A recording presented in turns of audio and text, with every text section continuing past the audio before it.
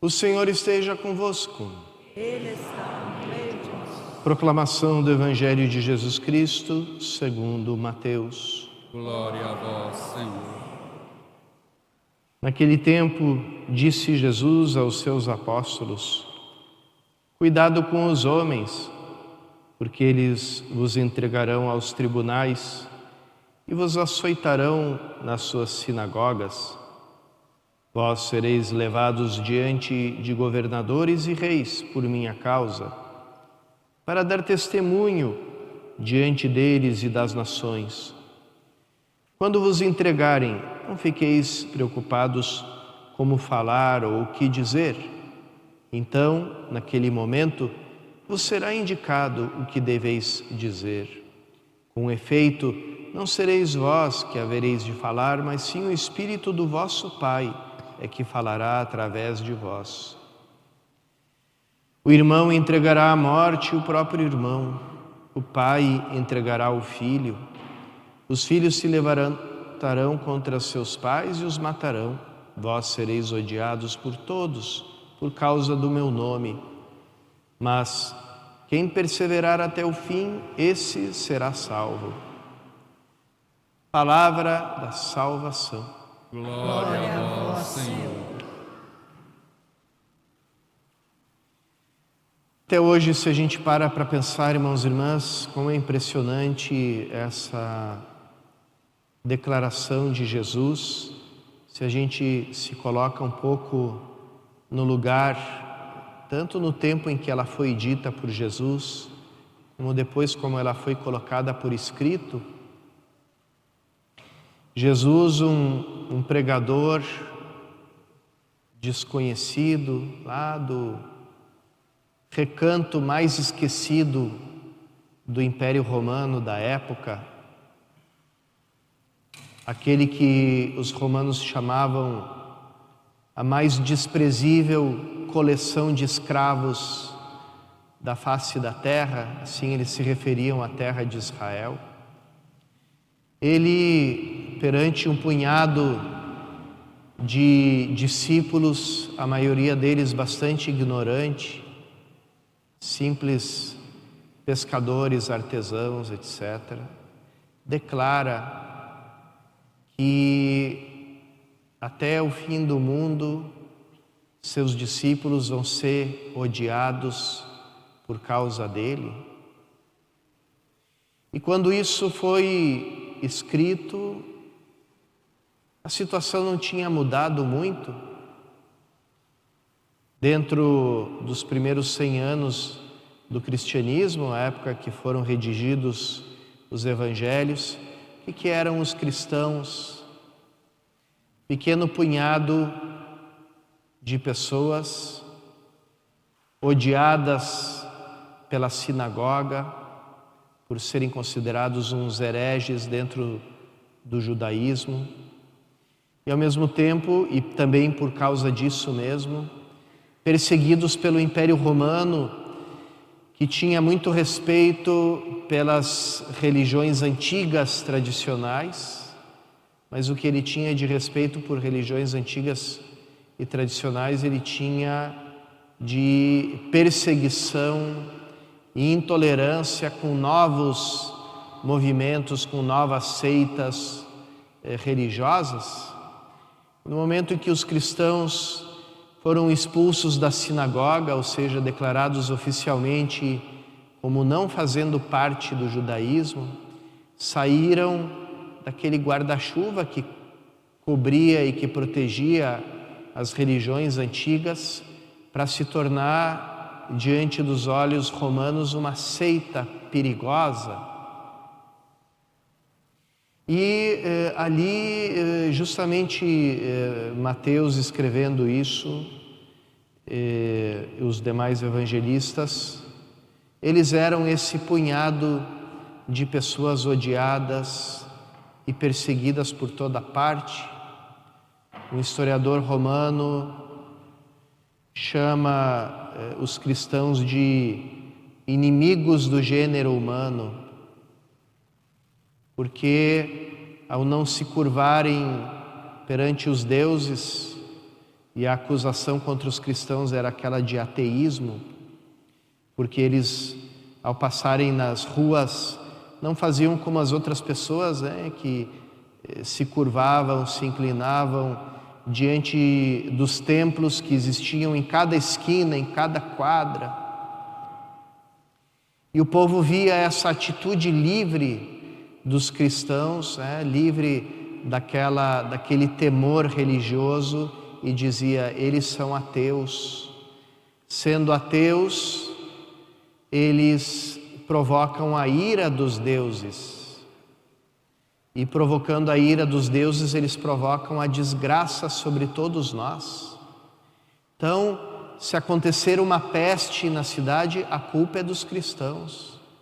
Se acontecer uma guerra, um incêndio, a culpa é dos cristãos. Eles são os inimigos do gênero humano. Assim eram considerados, e pelo judaísmo considerados também amaldiçoados, o judeu piedoso que reza todos os dias as 18 bênçãos, ele reza a bênção número 12, que nunca pode ser omitida, e essa bênção diz: Senhor, exterminai os nazarenos, ou seja, os cristãos. Então todo o judeu bom e piedoso nos amaldiçoa 2 vezes por dia, né?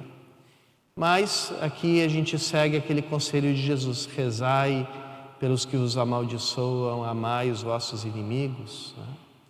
Porque realmente temos que ter com esses nossos irmãos mais velhos um grande amor, uma grande veneração, porque eles são o povo escolhido por Deus e o povo de nosso Senhor Jesus Cristo.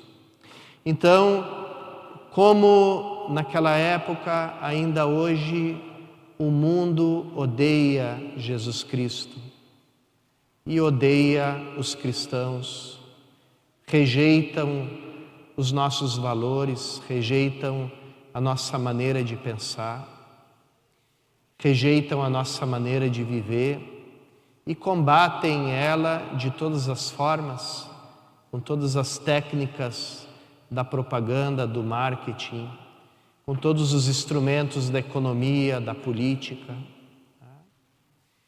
que de forma especial se dedicam a tornar a vida do cristão, a oração do cristão, algo impossível. E diante disso, nós também, apesar do grande número de pessoas batizadas, aquelas que realmente querem seguir a Jesus Cristo e viver como cristãos, se encontram muitas vezes também como um pequeno punhado de gente odiada por todos. Então, aquilo que Jesus falou para os seus discípulos, para aquele punhado de discípulos há 2000 anos atrás, em algum lugar perdido da Judéia, continua valendo para nós hoje e sendo a nossa experiência até hoje. Diante disso, como é que a gente responde? Com o Espírito Santo que vive em nós. É Ele que dá a resposta. É Ele que nos faz viver a vida cristã no meio de um mundo que odeia a Cristo. Ele que nos faz e faz até hoje os cristãos em muitas partes do mundo darem o testemunho supremo do sangue, de entregarem a vida. Aquele escritor inglês, Chesterton, se perguntava por que os cristãos abominam tanto o suicídio e ao mesmo tempo louvam tanto o martírio. Por quê? Porque um é a desistência da vida, que a gente não pode julgar, né? Tantas pessoas acabam sendo levadas pela depressão, pelo desespero, etc. Mas a outra atitude, o martírio, é uma atitude consciente, não de negar a vida, mas de afirmar a vida até o fim, até a raiz, e dizer: a fonte da vida, nos faz viver uma vida nova que nós recebemos no nosso batismo e que é imune à morte. Lá na fonte batismal, deixamos a nossa vida mortal, a nossa vida sujeita à morte, entregamos ela como Jesus entregou a sua na cruz. Unidos a Ele, entregamos a nossa vida. E a partir dali começamos a viver uma vida que nem a perseguição, nem a morte, nem as torturas, nada pode tirar de nós. E essa é a grande confissão, a grande profissão, a grande afirmação que o mártir faz. Ele diz: essa vida que vocês querem tirar, ela já não existe mais porque eu entreguei ela no dia do meu batismo. E aquela que eu vivo agora, vocês, com todos os instrumentos de tortura, de morte, não podem tirar ela de mim. Hoje, festejando Santo Estevão, primeiro mártir, renovamos a consciência da nossa condição de cristãos no mundo, e essa afirmação radical, vigorosa da vida na sua raiz suprema, que é a vida divina que vive em nós. Pedimos a Cristo hoje na Eucaristia que alimente essa vida divina em nós, para que nós também, vivendo pelo sopro do Espírito Santo, possamos dar o nosso testemunho diante do mundo.